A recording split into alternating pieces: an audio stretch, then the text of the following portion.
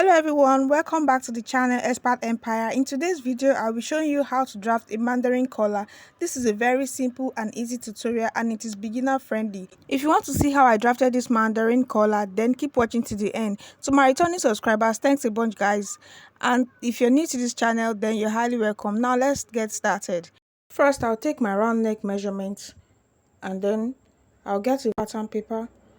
I'll go ahead and rule a straight line to serve as the margin, and as you can see, this part is on fold, which is the center back, and this other side is the center front. So my round neck measurement is 17 inches. I'll divide that by 2 to give me 8.5 inches.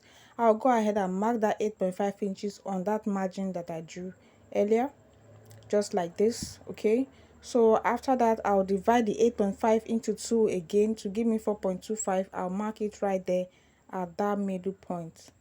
So from this edge, I'll go up by 1 inch, mark it right there, and then connect it with a slanted line like this. After that, from this part, the center back, I'll go up by 1.5 inches. I'll mark it all through with a broken line like so.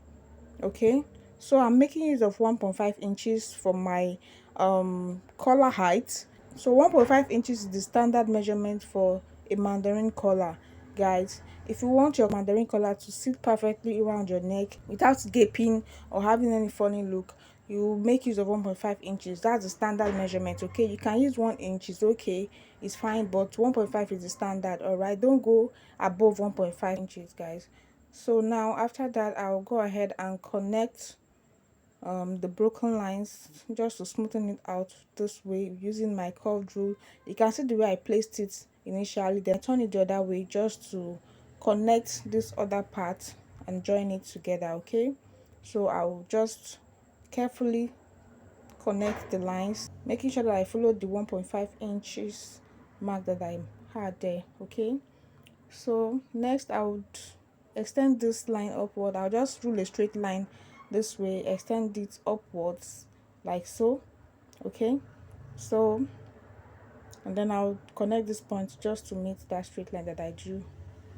Okay, so after that, what I'll do next is to bring in my curved rule. Okay, now this is what I want to do. I'll place it on this line. Okay, making sure it's sitting on the L shape, that's the angle 90, and then I'll trace the midpoint and mark it on this part like so. So after I've gotten the midpoint, what I'll do next is to bring in this curved rule again. So guys, you need to get the curved rule. Okay, there are a lot of curved rule out there. You can get anyone that suits your preference. Okay, that suits what you want to do. All right, so I'll just use this to mark it like so, and then you can see that curve right there. It's looking so neat and nice. So this is the Mandarin collar. It's ready. I'll go ahead and cut it out so you see how it looks. So I'll just cut it out like so,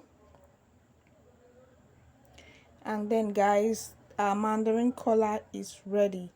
As you can see, it's so easy to make. All right, it's so simple and easy to make.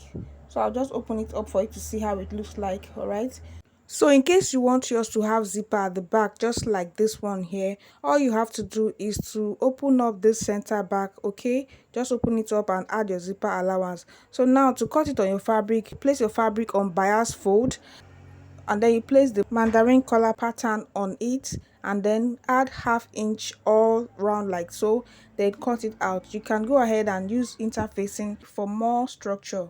If you enjoy watching this tutorial, please give it a massive thumbs up. Click on the subscribe button if you're not yet subscribed, and turn on your post notification bell so you get notified each time I upload a new video. And don't forget to share this video with your fellow soulmate family and friends. I'll see you in my next one. Bye.